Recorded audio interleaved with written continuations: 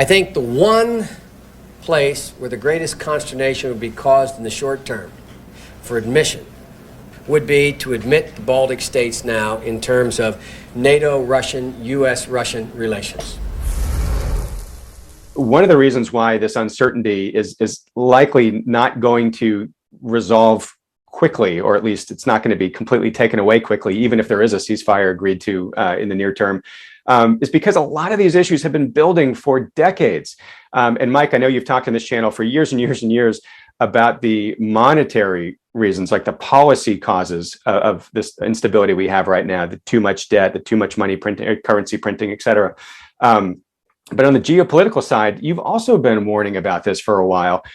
You shared your great video last week. You shared your great video that you'd done a couple years back, I think in 2015, about why Russia feels surrounded.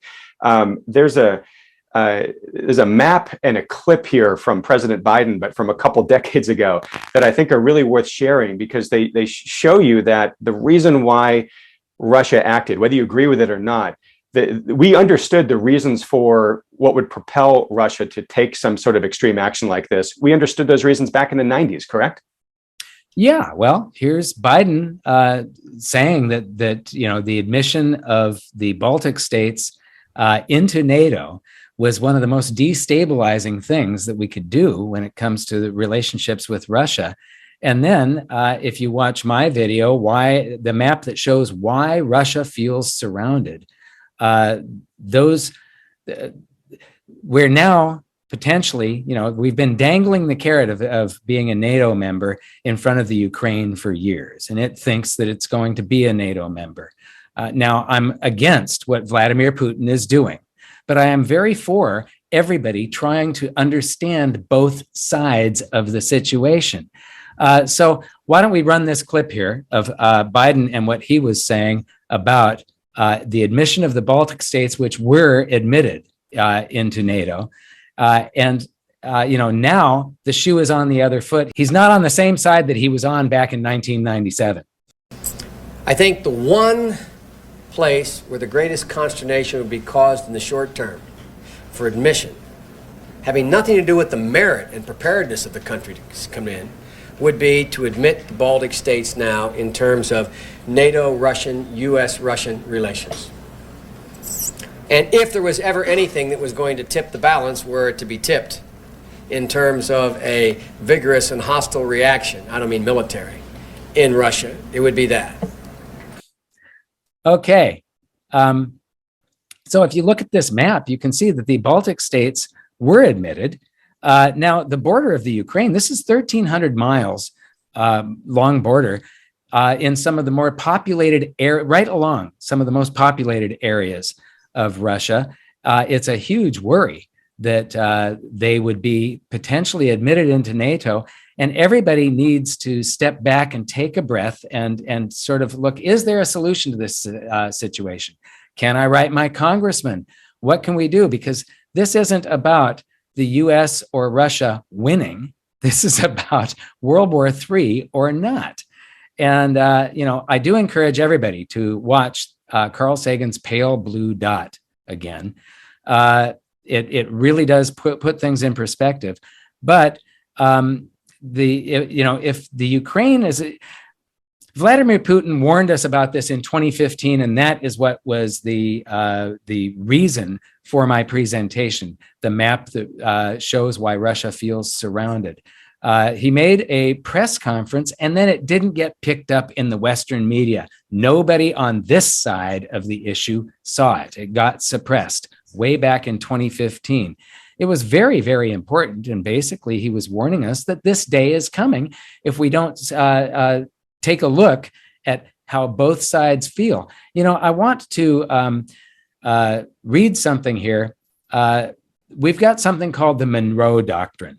And the Monroe Doctrine basically, originally it was more about Europe's involvement in the Western Hemisphere. But back in 1823, President Monroe gave this speech, and he basically said that Europe cannot interfere in the Western Hemisphere. So the Western Hemisphere is off limits.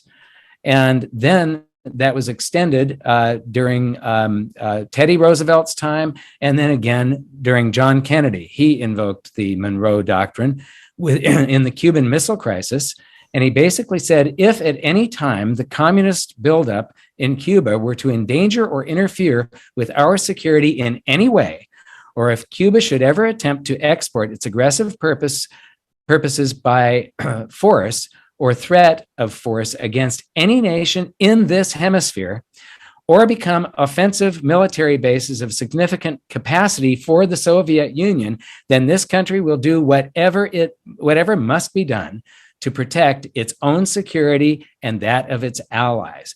So that is what Kennedy said when the Russians were trying to put a base in Cuba. Well, now if the Ukraine becomes a member of NATO, that is putting, maybe they will put a base in that country or not, but there are already a lot of NATO bases pretty much surrounding Russia. Got any comments there? Well, just, to my main point when introducing this, these issues have been around for a long time. Right. And you're even saying kind of the spirit of it, that Russia's analogy of the Monroe Doctrine, right? I mean, that type of mentality that nations, especially large nations, have has been around for centuries, right? So, right. All I'm saying is that we would be sensitive if Russia tried to put military bases in Canada and Mexico. We would be the ones bringing on World War III at this point. We would not accept that at all. And people just sort of, and there is something that can be done about it. Nord Stream 2, the pipeline, is something that we don't want Russia to have the economic influence that would have. It's got its hands on the valve for energy, and they can cut a significant portion of Europe's energy at any moment, and thereby their GDP. They can crash the world economy if they clamp down on that oil valve of the energy flowing to Europe. All we have to say is, if they establish Nord Stream 2, it doubles their power over Europe, basically. That can be traded, basically. We say all your investment in Nord Stream 2, let go of that. That's dead. And we will help to establish the Ukraine as a neutral buffer zone, a neutral state, not a NATO member with one of a military base, a NATO military base, basically an American military base, right on the other side of your border, because that would be similar as Russia establishing bases right across the Canadian border and Mexican borders. It's very, very similar. And I think a lot of people just, we all need to step back and think at this moment. I am not for Russia or Vladimir Putin. The one thing I do know is that there's no Russian that specifically wants to kill me, and there's no Russian that I specifically want to kill. The people on both sides are good people. And we need to all realize that the Russian people are not evil. It's our leaders that cause these problems. Well, absolutely. And, the main point I just want to underscore is because of the long-standing issues that led up to this, this is not going to be a situation where, we can spank Russia and just send it back and say, hey, don't do this again. We're going to have some sort of negotiated outcome here that better address the tension that had been building that led to this, right? For all the reasons you just mentioned. We would never accept, Russian bases in Canada. They're never going to accept something on their doorstep. So to your point about whether it's trading Nord Stream for, neutrality guarantees, whatever, we are going to have to work with them and to come up with some sort of, long-standing solution to that building friction.